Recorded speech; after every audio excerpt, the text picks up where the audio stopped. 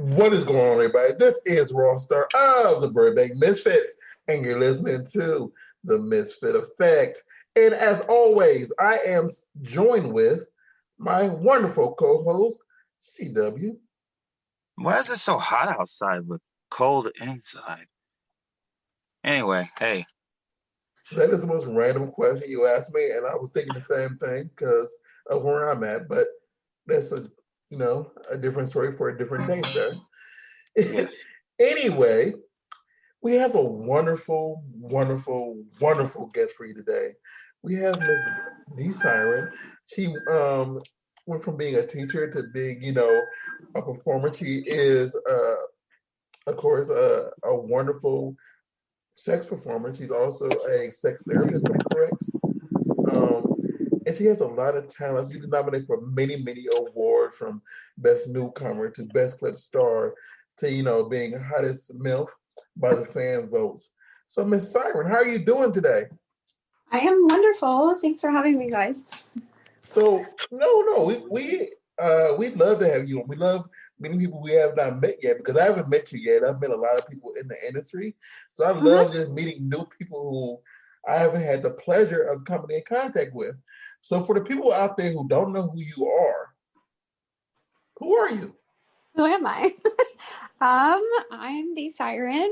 I have been in the industry for about 11 years. I started in 2009, and I started out as a webcam model, and I was a teacher.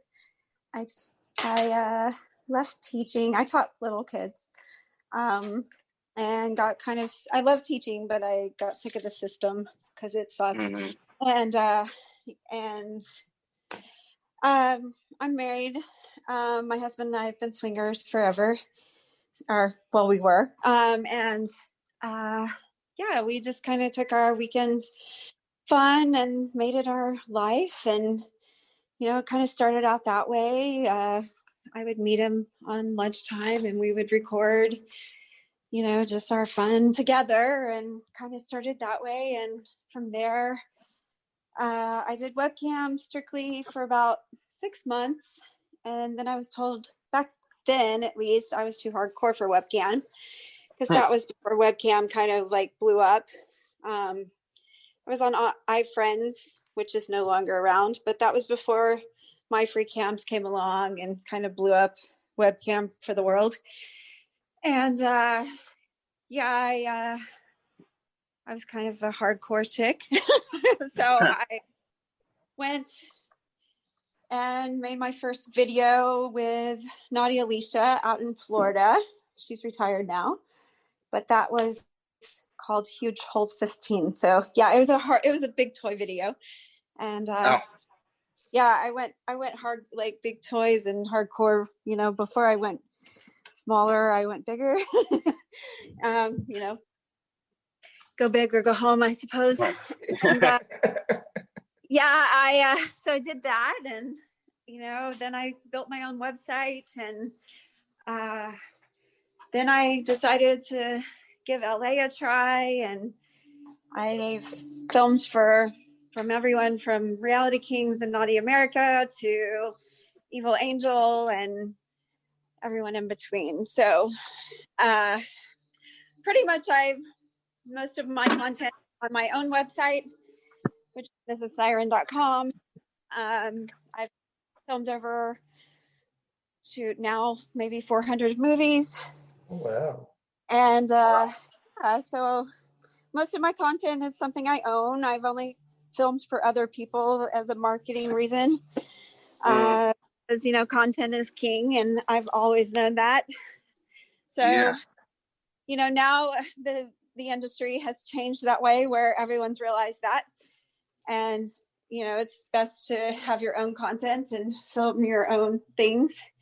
But I've kind of done it that way forever. So it's one of those things where I love my career, and it's I always looked at it that way. It's not something you go into this industry, all willy-nilly and expect to get rich overnight or anything like that. It's one of those if you choose to do it, you have to put your thought into it and make a good choice of doing it and expect to do it forever, because you kind of take on the persona of being who you are, and it's something that stays with you. So, but I wouldn't change it. I love it. And yeah, so that's who I am.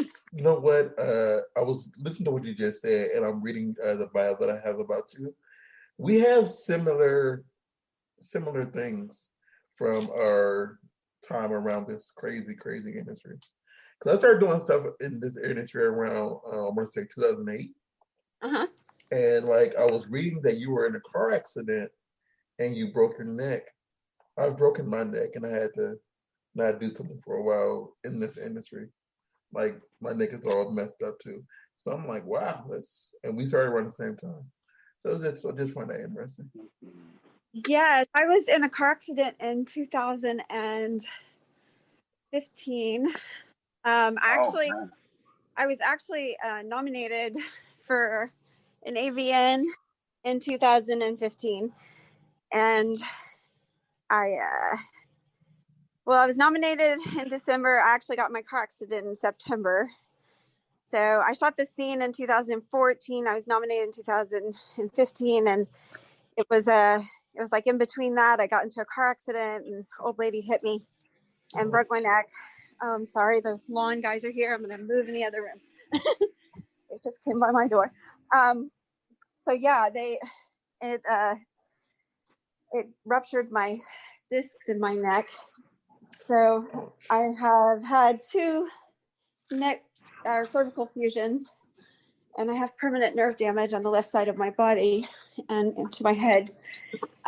So they fixed the neck, but it's taken 5 years to do that. And I still have severe headaches, and that'll be forever. So now they just burn the nerves in my head, and that takes care of the pain for the most part. And I take like nerve medication, but yeah, so luckily I honestly thought that I wouldn't come back into the industry because of the injury. I was pretty disabled for a good 5 years.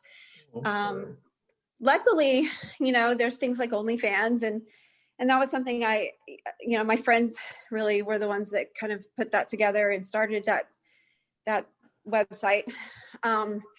So I started on OnlyFans before it ever blew up, a long time ago.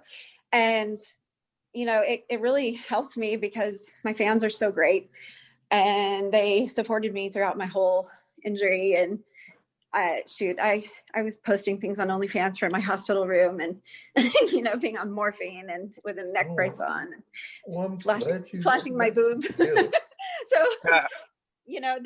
fans don't care. Like, they're all about, helping, it's all about, knowing them and them knowing you, and you just being an authentic person. And I've always been real. My videos are all real. And so, it was just like keeping up with everyone and continuing to be who I was, and, just not giving up. And yeah, I finally, last October, I got off some really bad medication because it had made me gain a lot of weight. And I kind of got my life back and was like, wow, I can actually go back and do this again. So luckily I was able to come back, and yeah, better than ever. And, pain's pain, and that's just life. And you just kind of live through it and have a better, positive outlook on life. It's all about your mindset. So yeah, I'm just excited to be back and doing what I love to do, and, just kind of adjust and do what you can do. And I can't be as crazy as I used to be. I've done some really wild things, and, from a 40-person blow bang to, gang bangs of like, a million people, not a million really, but, like tons of people. I've done crazy things, but I have to tame myself down. My vagina's probably mad at me, but, she can just chill. So, she's the one that's like always, pissed off if I don't take care of her. But, the rest of me is like, oh, well, fuck off. So yeah, I'm fused from my C1 to my T2. Oh, wow. So you have like severe. Yeah, mine's Yeah. not that bad. Well, I had a tumor on my, like I had a car accident which broke my neck. Then a tumor grew in my spine. Oh, wow. Yeah, so when they went in, they fixed whatever. I kind of lost use of my right side. I'll say that. Yeah. So I had to relearn how to use the entire right side of the body, which sucks. But you know. Right.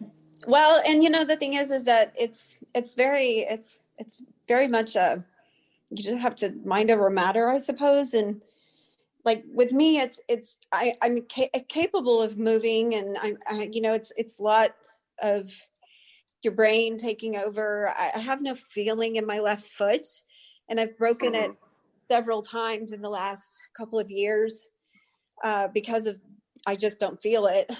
And now I've broken it really bad about a year ago, or a little over a year ago, and now it's just completely screwed back together. So it's very robotic. So I've learned how to re-walk again, and now it's just me having to tell it to move, with my brain, basically telling it to move, and learning to walk, and it's just interesting for me, to do that, and it's just where it's definitely a task, because it's a very Sounds like a constant adjustment. Yeah, it is, but it's also, I don't know, I'm a very intelligent person. I have a degree in psychology and a degree in sociology, and and Me one of too. those things where you have to sit back and like really think about, okay, how's this working, and put thought into what you're doing, and not let it overwhelm you, and give up, because it's very much a like, okay, I can do this. It's not, okay, my whole life's over and I'm just going to stop, because then, depression and things like that take over. So, I'm one of those people that has to kind of like put so much on my plate when it comes to work, so that, those things don't take over, because then the depression and the anxiety takes over if I don't load myself up with more and more to do. So. Oh yeah, creep in. Definitely. Yeah, exactly.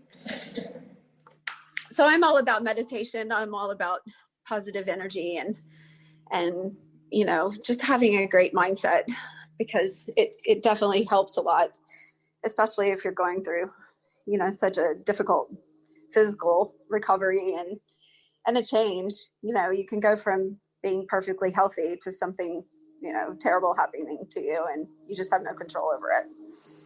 That's true. Very completely. And we laugh because that's where he got his degree in also. Oh wow, that's awesome. Wow, yeah. That's wow.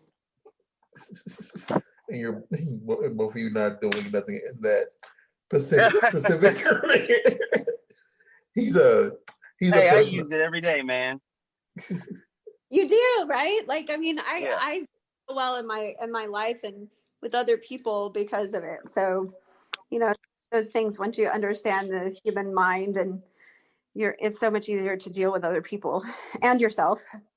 And I never stop learning. I'm just a constant learner. I think I'm in the middle of reading like 5 books at one time. So I wake up daily and have a very, very much a routine of getting up in the morning and meditating and reading. So I never stop learning. It's when I quit learning and I focus on things like social media and stupid stuff like that I get overwhelmed. So I try to stay off of that shit unless it's for work, and just, posting things to earn money. But otherwise I don't get wrapped up in stupid crap like politics or anything that is out of my control. So, so much better to focus only on what what I can control, which is really just my own mind, not all factors around you. I've not read a book since probably 2013. And I'll be honest. And the thing is, I just got a book in the mail. I want to say Sunday. And it's like, I'm not used to learning anymore, because I'm going back to school and getting my doctorates. And like, I got my first doctoral book Sunday. and it's like I'm gonna have to read this, and I've forgotten how to learn. So it's gonna be an interesting experience over the next few weeks. Yeah, I took some time, like I was kind of the same. There's a period of time where I kind of quit um, reading, and definitely while I was on gabapentin, which is a nerve medication, and it's so bad, and it was so hard for me to focus on it because it kind of makes you feel like you're drunk, and it just made it so difficult to focus on things. And I was just watching like crime dramas and things like that, but I've seen like every freaking Law and Order and every freaking like Criminal Minds you can watch, and there's like 13 years of it, so you would think that like eventually you get bored, but Yeah. I mean, it's like, okay, now what do I do? But now that my brain is in a better place, that it's like, okay, now all I want to do is learn. And I've just realized that from reading the books I'm reading that, your brain is just, if you continue to learn, if you continue to feed it, then it just keeps growing, just like any other muscle, any other part of your body, it just keeps growing. And if you quit, then it kind of quits too. So it's just so important to keep, feeding it. It's like, a plant. It's just like anything else, any other organism. You just have to keep feeding it. Otherwise it just kind of stales out, and then you just kind of get complacent in your life. It's very true.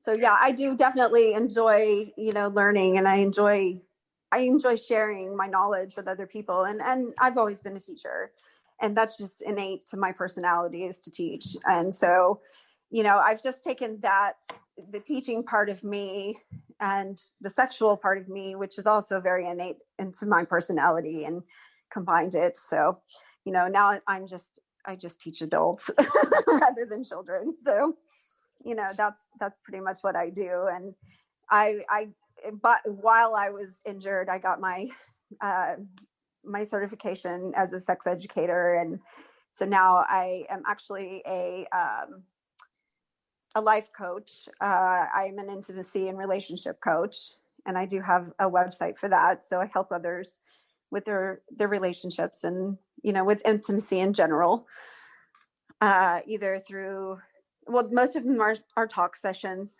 through email, through Skype, and basically helping them to, spice up their love life, or maybe, how to talk to a partner, or, how to share things. And a lot of times it's just how to deal with their own issues, because a lot of times it just has to do with loving yourself.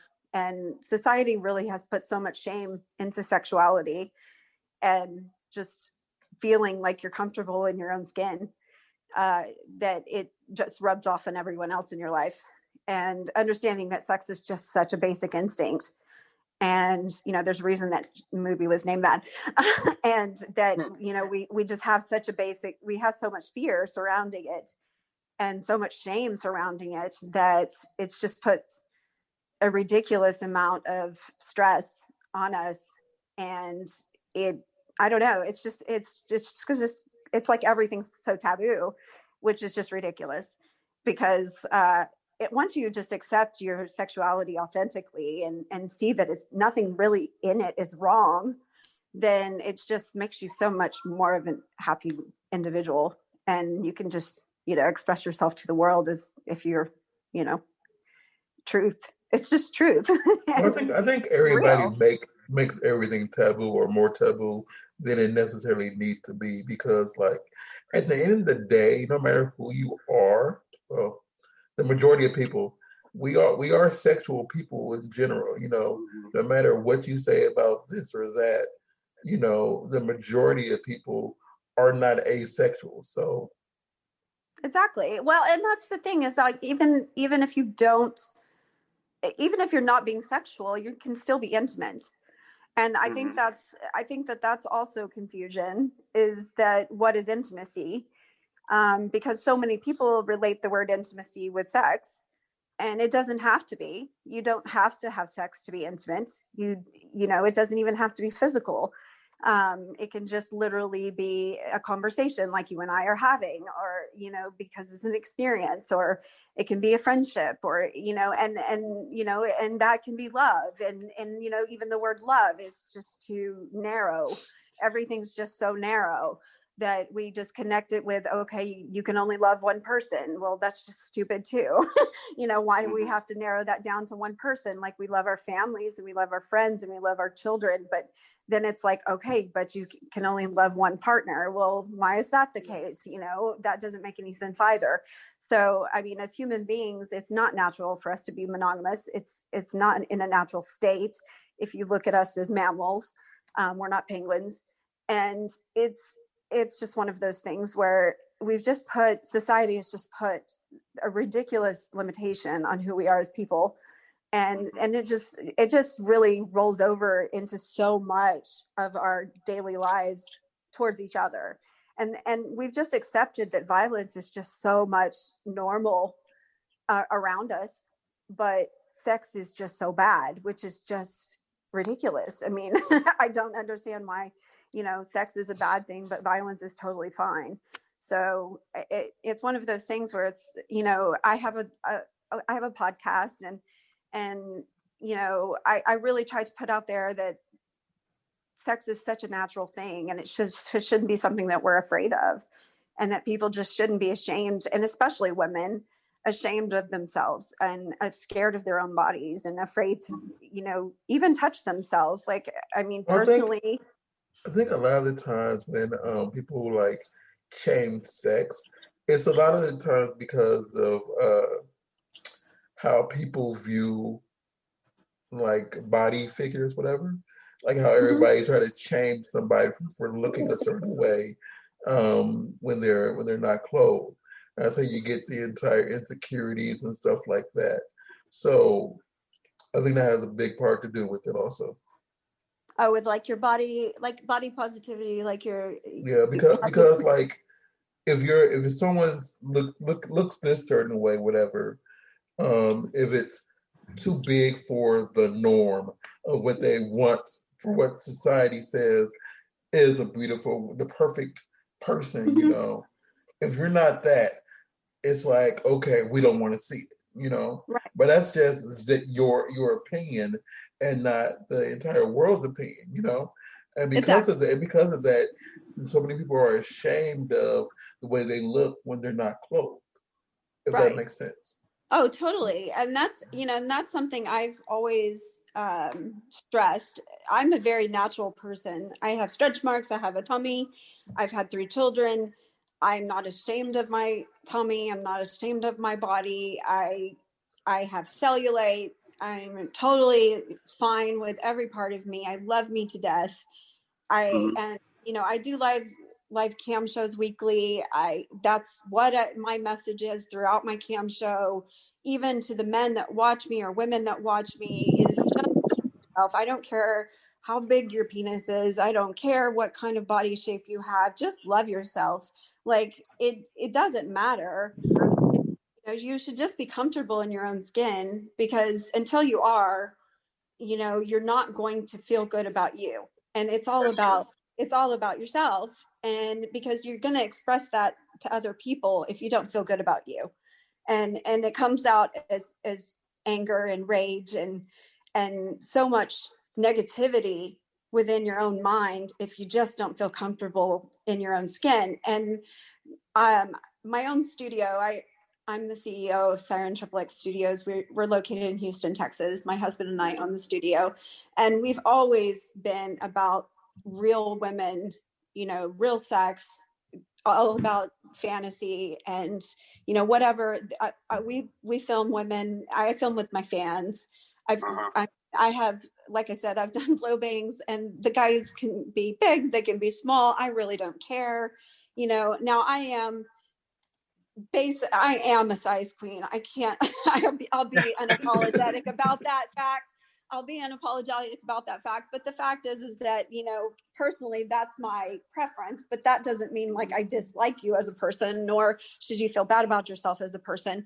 And that doesn't mean all women feel like, oh, well, you're not big enough, too bad for you, because that's definitely not the case. I have tons of friends that, are like, whoa, you're crazy. Like, I mean, there's no way I want that, So, I mean, and the women that we film with are ranged from every size under the sun, and most of the girls I film with, I have a big butt, they have big butts, they have, beautiful, luscious bodies, and every part of them is amazing. And we're all about that. We're all about feeling just great in yourself. And it's honestly all about the confidence. It's all about feeling confident in your skin. And when you have that confidence, you just glow. It's just so different than someone you could be, 110 pounds and feel bad about yourself and never, and cover up all the time, and never be the kind of person that is happy. And you can weigh 300 pounds and feel great about yourself. And it's just that person that weighs so much more, such a happier person. And it really just doesn't matter. None of that matters. It's really all about your mindset. And like I said, it's just the positive energy and the positive attitude towards life that will change everything. So I'm all about that. I'm all about, sharing, my experience. And I haven't always been that way. I grew up with a negative attitude towards everything. I grew up being, with a mom who pretty much every day would say you could lose 5 pounds because I am very curvy and she wasn't, and she also had an eating disorder. So she didn't intend to hurt my feelings or teach me bad behavior, but it rubs off. And so when you grow up hearing those things on a constant basis, then you grow up thinking something's wrong with you. And as I got older, I wasn't comfortable with myself, and it really took me doing a 180 and realizing, okay, this is just totally messed up. I don't want to, I don't want this same kind of attitude to be portrayed onto my own children, nor do I want this attitude within myself for the rest of my life. So it is something that honestly, this industry has taught me to love me. And it really took me taking my clothes off and seeing myself on a camera and saying, dang, I look pretty fucking good. And other people going, yeah, you do. for me to go, oh, hey, you know what? I like me, there's no reason, why do I not like me? So it was one of those things where this industry is, people give it a bad rap, but honestly, it's the most open and loving industry out there. And we're so open to other types of people, and especially these days, that everybody is welcome and everybody's able to find a place for themselves in all different kinks to, different bodies to different everything that anyone can fit. It just depends on, what your niche is and who you are. And I just think people need to open their minds and realize that. That's true. Like, absolutely right. And I just think it's hard for some people because of the fact that if they just don't get it from home, they get it from everywhere. And then it just sets in a whole bunch of insecurities about, how they feel about themselves and then how they feel about others because of what society has taught them. Yeah, I mean, are you asking like about? No. I was agreeing with you. I was agreeing with what you were saying. Yeah. And I was saying the backing of it. Yeah, totally. I mean, I think that, well, and especially, like I said, women in general, I think there's so much pressure on us to fit a mold. And a lot of times that mold is just not even attainable. I mean, it's absolutely unattainable. Like no one's going to fit, who's going to be 5'10" and above and weigh 118 pounds. Like those are runway models, and they're literally killing themselves to stay into that mold. and it's very unhealthy. It's not even attractive, and and it's fitting what, like, who's making the clothes, like, where do they even come from, what is it even, luckily these things are changing. Luckily we're seeing, plus size models and even just normal people.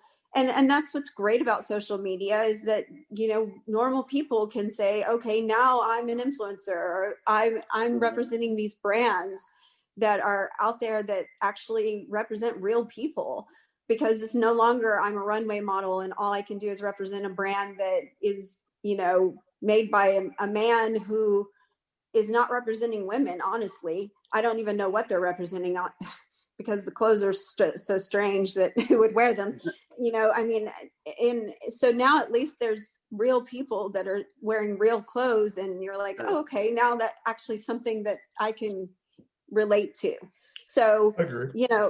Yeah, I think it's changing, and I think that's great. So, but when it comes to sex, I think it's just when it comes to females, they just feel so uncomfortable with themselves that they just don't open up to the idea. I'm a major squirter, and that's something that, women are afraid of. It's not so much that they can't do it. Now, of course, not all women can do it. It's not something everybody can do, but it is something that a lot of people can do. They just go, oh crap, I'm gonna pee. Well, no, that's not pee. Go do some research.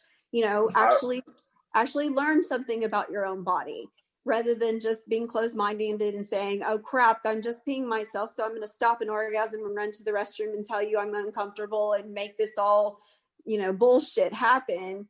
And now sex sucks. And now here, I just want to go to bed now, and now I've just ruined the whole situation, instead of literally having just a good time, because they're just too worried about what is happening with their own bodies, that they've just messed up the whole situation. And part of it is just also not exploring yourself. Like, I've learned so much honestly from masturbation and doing it on webcam and playing with toys. But those are things that, a lot of women just don't even own toys, because they've never been experienced with them. They've never bought them. They're like, oh my God, what is that? I don't know how to do this. And they don't know what to do. So it's just a lot of exposure. It's basically saying, here's a freaking toy, like, go play with yourself. And men play with themselves from birth. You have an attached toy that's always there, but we don't. We actually have to buy them. So yeah, I mean, but it's not something that you always feel comfortable doing, and it's something that needs to be talked about. So a lot of it has to do with just sexual education, and real sexual education, not bullshit that a school tells you that is literally not education. It's just, here's talking about some hormones and, a period, and a condom. That's basically all they teach you in school, which is all they should teach you in school, because it's really not something that you should learn in school. It should be something a parent teaches you, because they've learned about sexual education. But really, what we should be doing is porn stars, because porn stars are the ones that are actually teaching people, because people look at us, is that we should be teaching adults how to teach their children, because the adults haven't learned either. And there's a large group of, adults my age and younger that have had no sexual education. So they have no idea how to teach their children either. And until they learn, now they're just being exposed to porn, and they don't really know how to talk about it.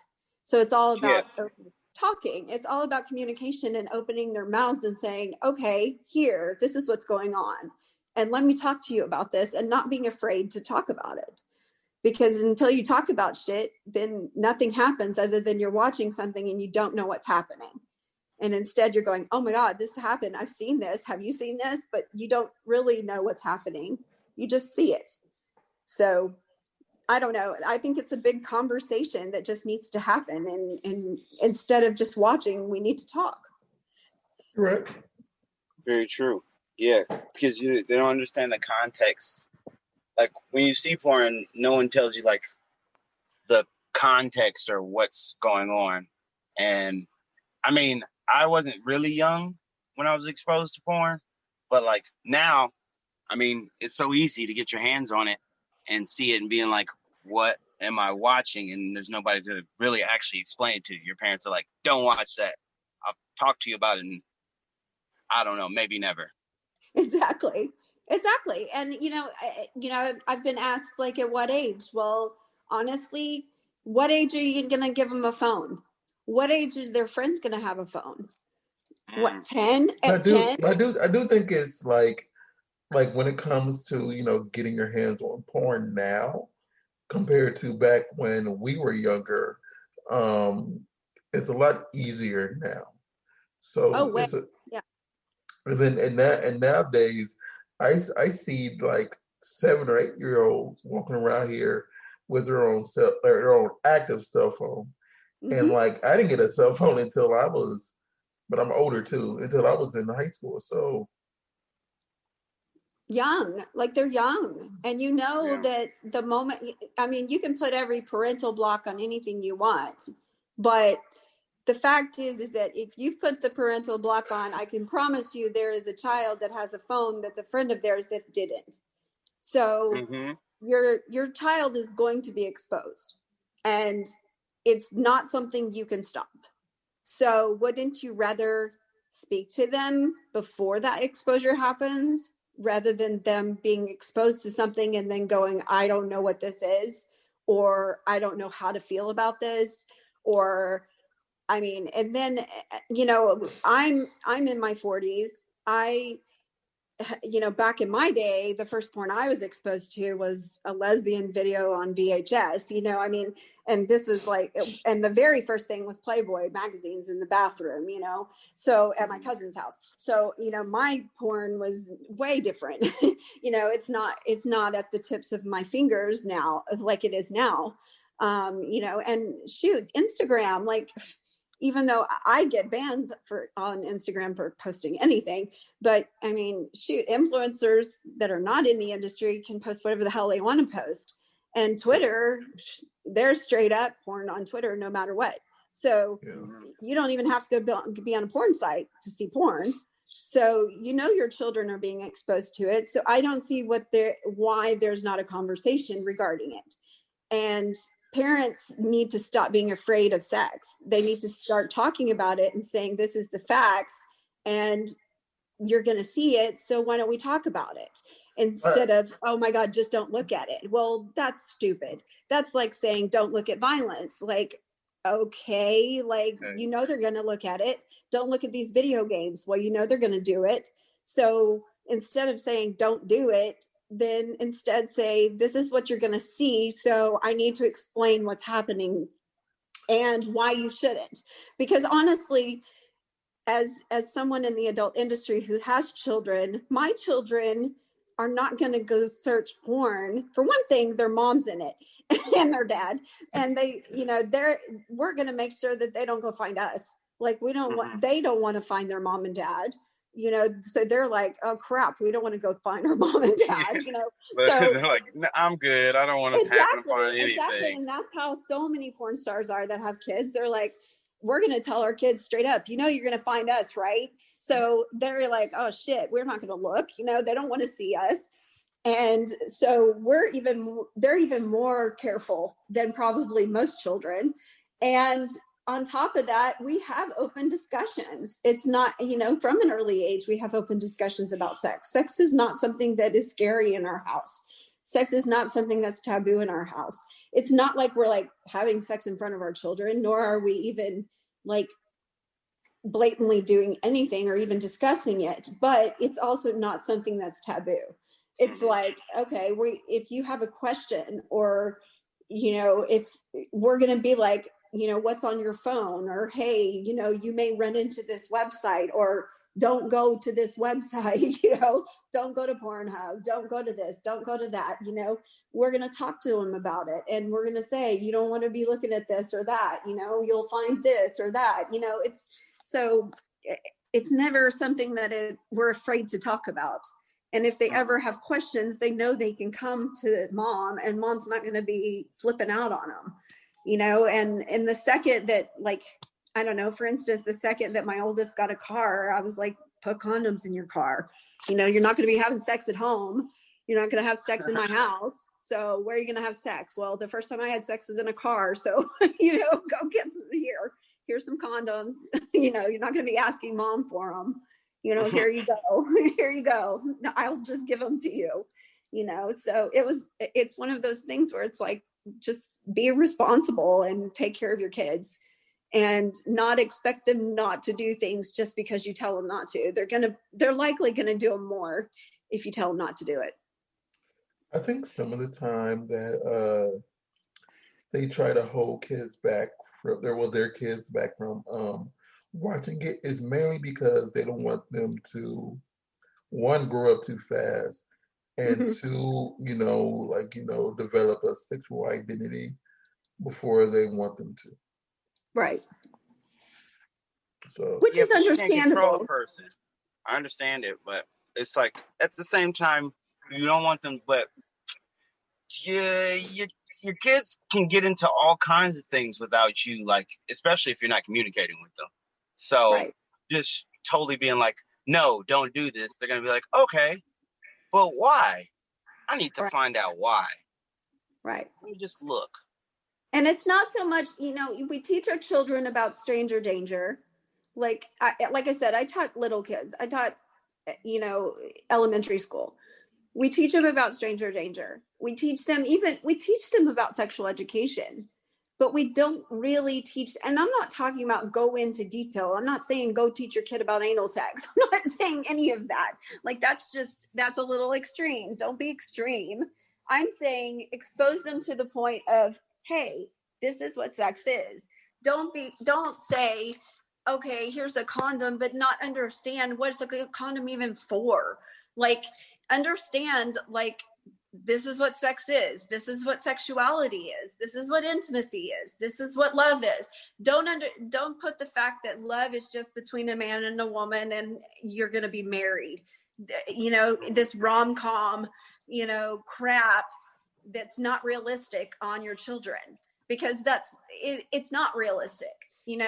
Be real with your kids, be real about sex, be real about what's going to happen, because if you're not, then you're going to end up with a kid that's probably pregnant, at 16, because they don't understand what's going to happen.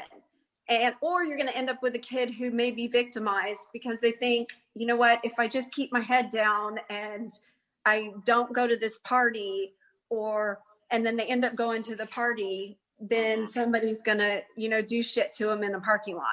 And I say things because, from personal experience, shit happens. And, you end up in bad situations because you're just not exposed to something, or no one even tells you that something bad may happen to you because you've been so sheltered. I was an extremely sheltered person. My family was not, they didn't expose me to anything. They never talked to me about sex. I heard about sex because my brother got the quote talk, and my parents, I sat down, when I was 14, I heard them talking to him about it, but they never talked to me. Not a word, not one word about it to me at all.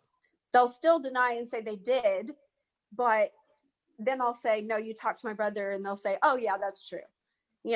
So they think that was enough, but then as a girl, I'm exposed to things that happen because I was just too naive, to know, oh shit, this may happen to me. Mm-hmm. And I was just told, don't do these things. So what did I do? I did them. I did the opposite. I went to clubs by myself. I put myself in shitty situations. I hung out with guys by myself.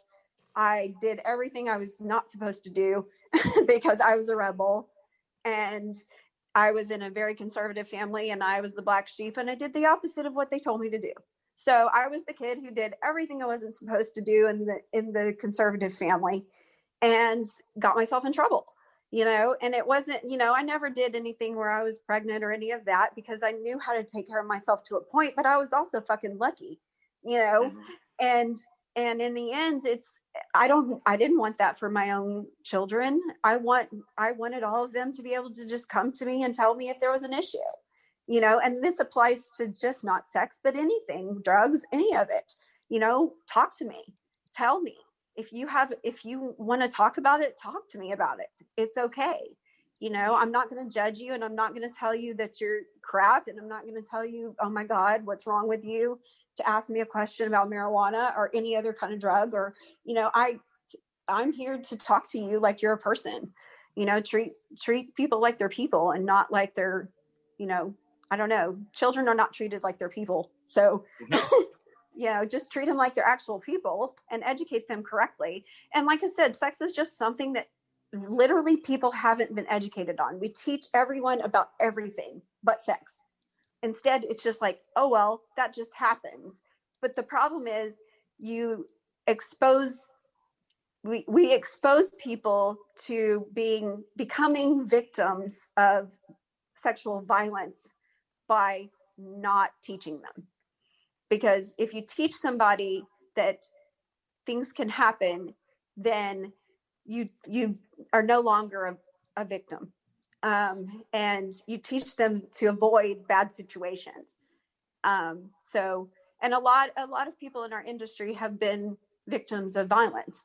So, and it's just a fact, and a lot of us are survivors. And that's why we're in this industry, is because we're survivors. I agree. And I know a lot of people who are in the industry, they always say, like, there's a lot of reverend kids or like pastor kids that are in there because they were so sheltered growing up, because they weren't like allowed to, really get that expression early on. It made them, want it more. Mm-hmm. So yeah. And you just become overly sexual, I suppose, overly sexualized because you're so sheltered to the point of, just saying, fuck it. I'm going to do whatever I want to do, because I'm just so extremely sheltered in my life that it's like an escape. And, eventually you get to the point in your life where you realize, okay, well, that's what I was doing. And that's why I am the way I am. But, and you don't really want to pass on a lot of those traits to, future generations or whatever the case may be. So you teach them differently. But it is something that I think a lot of us in our society have done just in general. And I think it's a good thing now to open up the conversation and teach them correctly. But I think a big part of it is, like everyone says, that children learn about sex from porn, and even people just in general. And that's true. It is true. They're being exposed to it. They watch it. But the problem is, we're not teaching them. We're just exposing them to visual entertainment. And we literally are just entertainers. We're just performance artists. And so it's just, here, let's expose you to performance art. But some of us in this industry, like myself, are teachers. And if we're going to expose you to this, the teachers in our industry should be teaching about what's happening and be able to express that to the audience and the people out there to say, okay, now it's time for you to learn, to be able to teach the people, the children around you, the younger generation, that this is, what's happening, and be able to actually just open up. It's more about just teaching you how to talk. Just let's teach you how to talk to people about it and talk to each other. And honestly, communicate with each other just in the bedroom is the first step. And that's what I do with my coaching, is literally just talk to your effing partner. Like, if you can't talk to your partner about sex and you just let it happen, then what are you doing? How boring can you be? Sorry. But, if you're literally like, okay, I'm just going to lay here while you fuck me, then come on, like, it might be a little more boring about life. And what do you think, do you really think that your relationship's going to last if you just don't even communicate with each other? No, probably not. Me personally, I've run into quite a few, like, while we're in the mix, like, so what do you like? I don't know. I'm like, Yeah. I'm asking because I want to do what you like, but if you don't know what you like, then are you even liking this right now? Mm-hmm. Yeah. Yeah, so much. Like, and that's the thing. Like, I do think that men are much, they're much better at expressing themselves, much better when it comes to sex. They feel much more comfortable. But see, my example of my brother being talked to is a big part of it, is because Mm-hmm. they had those conversations. They have had the talk. They have been exposed to communication about sex. Women, on the other hand, have not. Most of the time, no one talks to them about it. From a young age, no one talked to them about it. It was all about a period and That's tampons it. and something stupid about your boobs and pregnancy. And don't Mm. do it. Don't do Yeah, it because yeah, don't get pregnant. you're gonna get pregnant, so don't do it. And you're a hoe and you're a slut. And let's say everything negative about sex. So with that being the case, you put up like this shield of, oh my God, this is just wrong. You know what I'm doing right now is just wrong, and I'm just going to let it happen because this is what I'm supposed to do to show this person I like them. And then also on Mm-hmm. top of that, women connect emotion with sex. So they feel like, you know what, I have to love you to have sex with you. So I have to put this emotion with it that, oh, I have to really like you, or we're going to build this relationship around it. And Mm-hmm. so I don't know how to express myself except for I'm falling in love with you, or this is going to be this big relationship. And it's not just a physical act of pleasure. And if it is a physical act of pleasure, then I'm a hoe. I mean? Yeah. And it becomes this like circle of negativity in a female's brain of what am I doing wrong, or if I enjoy this too much, then there's something wrong with me, or I just don't know what I'm doing. Like I don't know if I like this. I really don't know if I like this or not. Do I like it? Mm-hmm. I don't know, because I don't even Especially if know how you're I in the feel action. about myself.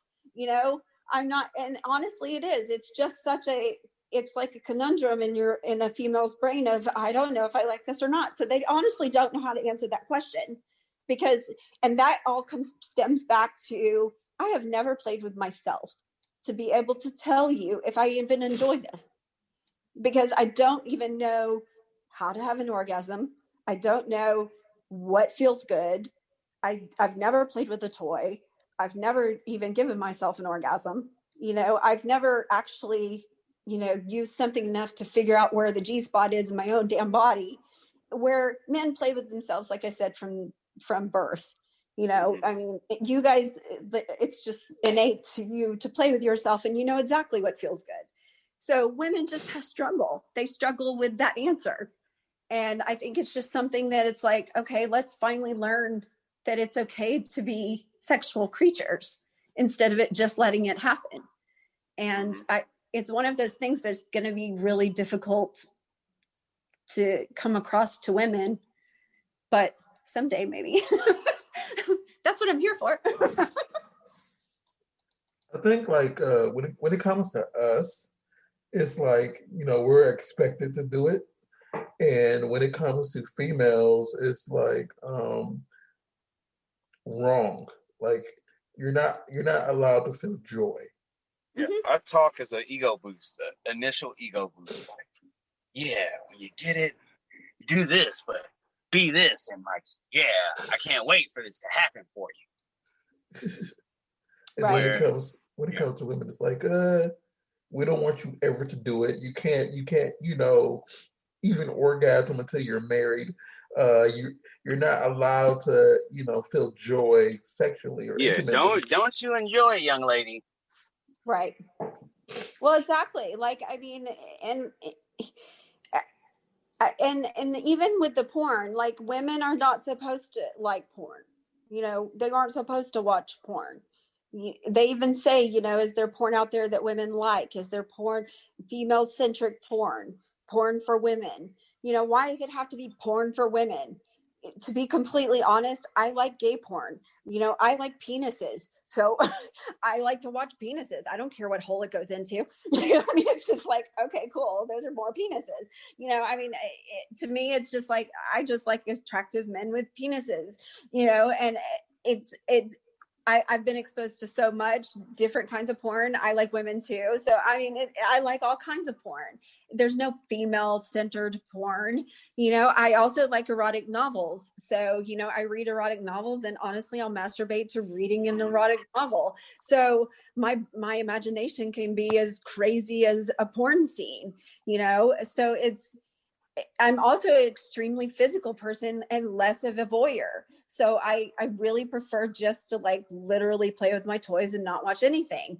And it's more about my just getting off. And I get off just watching myself on webcam. So, you know, watching me. But yeah, I mean, I just think that it's all about exploration. It's all about accepting yourself. It's all about finally just letting go of that stigma of just being afraid of who you are and just what is everyone else going to think of me, you know? And that's just such a huge thing on all of us all the time. And it's like we've taken such a natural thing that, you know, if we were to rewind and go back to the days of, you know, early human civilization, that wasn't there. You know, it was just, okay, people had sex and that was about reproduction, and nobody gave a shit. You know, you just did it. And just like anyone in the animal kingdom, you know, any creature, you know, it wasn't like, oh gosh, you know, there's this, but you know, society has put that upon us because of disease and population control and so many other things in history, and also just control, period. You know, I mean, we know that society just controls us, and that's just their whole purpose, is just to control. So, and it's just something that I think if all of us would just stop and realize that it's just another way of controlling us, then we would probably let go of a lot more of it and realize that it's not such a bad thing. You know, if we just let go of, go, okay, you know, it's not such a bad thing to actually like ourselves, and it's not such a bad thing to stop trashing each other, and it's not such a bad thing for me to think you're attractive, and it's not such a bad thing for me to have sex with you. and as long as we're safe and we don't, you know, pass disease to each other. And in the porn industry, you know, we get a bad rap, but we are the safest people of anybody. I mean, we get tested every 2 weeks. You know, who else does that? No one. You know, we spend so much money on testing. We're constantly testing, and we stick with each other. You know, we stick with each other. We don't have sex with other people because we don't want to mess up our group of people that we work with. Well, you're not supposed to have sex with other people. Some, you know, some violate that, but yeah, I feel you. Yeah, some do. But I mean, most of the time it's with partners that they're with. And, you know, even if you have sex outside of, you know, you know, there are a lot of, I'm all about sex workers. I'm all about do your thing. You know, I have tons of friends who escort. I'm straight up about that and real. And that's totally fine. But even they, you know, make sure none of my friends that escort do anything without condoms. And they always, if they do, then they always make sure everyone's tested, and they're very careful because this is our moneymaker. Like, you're not going to fuck with your body. Like, why would you screw that up? It's like being an athlete and fucking with your body. You're not going to do anything to fuck it up, you know? And I've been in the swinger world for a long time. And to be honest, swingers are much more careless. You know, they could care less pretty much. You know, they'll just do whatever with whoever. So, you know, when it comes to, you know, us taking care of our bodies, that's, like I said, that's our living. And we're not going to, if we mess it up, then we're going to have to not make money for a while. So we don't want to screw with our bodies. I agree completely. And so that's why I know, like, a lot of people, you know, don't mess around. And y'all get the COVID test, like, well, now I'm going, like, with what we're dealing with, like, at least the day before. So you're really safe with that too. So yeah, 48 hours is max, I think they do. Now, COVID, I have differences of opinion on that too.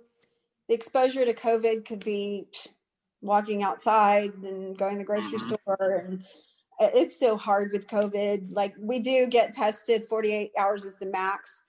But, you know, and if you're going to go work and if you're going to be in a content party, I went to one in Vegas this last month, and everybody was tested. And we all, you know, pretty much quarantine with each other. We stay at the same house afterwards and stick with each other the rest of the time and not go anywhere else. But it is one of those things where you just have to be careful and you know, hope that nobody else does anything else to have yourself exposed to it. But I mean, I don't know, this situation now is just so hard to deal with, because it's like saying you're going to not get a cold, you know, and you can only do so much to not be exposed to it. The thing is, a lot of us, to be honest, I think we've all kind of been exposed to it. A lot of us think we've been exposed way back at AVN. We all got kind of sick, really sick, before it was even identified. Back in January, at AVN. Lots of the people I work with were real sick, just like they had COVID back at AVN. And we just didn't know what it was. We thought it was just the flu, like everybody gets the AVN flu. But I don't think it was. I think it was COVID, you know, now that we know what the symptoms are. But, you know, after that, though, like I said, all of us were tested to make sure that we're all good before we all decide to film together. And then otherwise, we're pretty careful. And personally, I just pretty much film with a small group of people, or my husband or myself. Or I know we had Jillian Jansen on here a few weeks ago, and she was sorry. She was saying the exact same thing, that she believes that she had caught it then. At AVN. At AVN. Like she thought she thinks she had already, you know, had it. And I was with her there too. I think so many of us got it there. And I didn't really get real sick, but like I was there with Virgo, Peridot, and Queen Rogue, and all my group of friends, and they got so sick. And within days after, like day after each other, she was in her room, terribly sick, couldn't breathe, had to run her shower like the whole time because she just couldn't breathe at all. And she just thought it was the flu, but literally it knocked her on her butt, and she couldn't do anything the rest of AVN from day one. Wow. I mean, she didn't know detail how bad it was, but she was saying that she felt really bad, like during that. So I do agree that I believe that either we've been exposed to it, or we have, you know, butted heads in a sense with someone who had it and didn't know they had it. Right. Well, and I felt that after AVN, but it just wasn't to that extreme. Like I just thought, okay, well, I think I got sick in Vegas because, you know, you go to a convention and you're around so many germs and so many people, you just feel like, okay, maybe, and you're just exhausted from partying for a week, that you just feel like, okay, maybe I'm just worn out and I just feel sick. And I also, like, I even put out videos on how to like take care of yourself at a convention, but I just overdose on like emergency and airborne before I go, because it's full of zinc and vitamins and all kinds of different things. And, you know, I was just kind of like ridiculously overdosing on those things. And by the time I, you know, got home, I didn't feel great, but I was down for about 3 or 4 days, but I thought, okay, well, again, I'm just exhausted from all this whole thing. And I never had the extreme symptoms, but now that I think about it, I'm like, well, maybe I was just kind of asymptomatic, you know, and just kind of had symptoms, but not really, you know. But everybody, like I said, so many people, I had good friends, you know, that were on the red carpet that literally were just there to take pictures because they spent so much money on their dresses, and then they took off because they were so sick. So, and there were a lot of people sick compared to past AVNs that I've been to. good, because I know everybody was so used to, that's one reason I don't go to AVN, because I know everybody gets sick, and because I'm not paid to be there. So it's like, I'm not a performer, I'm not, and I never get paid directly of them to, take pictures. So I don't go there for them, I just do it for everybody else. But it's like I expect everybody to get sick. It's like an expectation. So I believe a lot of them just thought it was just that also, Well, yeah, and that's why I do those videos. Like I post advice videos on my YouTube, and that was a big one. Is before you go, how to kind of avoid getting the avian flu. So yeah, I expect to get sick too, just because you're around just so many people in general, and fans like to hug you, and they like all that stuff. They just like to be close to you. But yeah, I do think that it was here before we knew it was here. Okay, since we're around low on time, I do want to hit on a few points really, really quick. Everybody out there, I want y'all to know that she's currently nominated. Like, if this information is up to date, you're currently nominated for Best MILF Cam Model in the XBiz Cam Awards. Is that new information or is that old? That's old. Yeah, this is in a list that someone gave me, just so I can make sure that I have. So, what is your podcast and the name of it and stuff like that, really quick? My podcast is SirenXXXStudios. It's on YouTube. So it's youtube.com/SirenXXXStudios. It's myself and my husband. And we post on it weekly. Right now, I have a new segment called Porn Stars Are People. And it's got interviews with tons of my friends. I just posted two different ones this week. My first one was with Vanessa Blake, and the second one was with Virgo Peridot. I'll have 2 new ones next week. So every week I'm posting a couple of them. I am headed back out to LA on Tuesday, so I'm going to have a couple more this following week. So lots of them will be up on there soon. So yeah, lots of interviews. Yeah, so everybody, make sure you go out there, support that, because it sounds very interesting. I believe you all would like that, because I'm just reading my notes about it, and it's like, oh, that sounds fun. So I believe all y'all out there who are listening will enjoy that. And make sure you all check out thelovesiren.com, and it gives you intimacy coaching and stuff like that, and just so you can learn how to be close to somebody else in all different types of ways. Yeah, my intimacy coaching, like I was explaining earlier, I mean, if you want to learn to, like I said, even to learn about sex education, learn to teach your kids, learn to talk to your partner, learn to spice things up in your life, learn about intimacy yourself. Like I even have people that have never masturbated before, and they'll call me and ask me, how to do that. So I do, like I said, I do email and I do Skype sessions on there. And then I do, more sex type of Skype sessions, but those are not part of that website. Those are separate. But yeah, so my the lovesiren.com, that is an intimacy and relationship coaching website. And so Meet Candy is when you do the virtual meet and greets over Zoom. Right. If that still works, okay.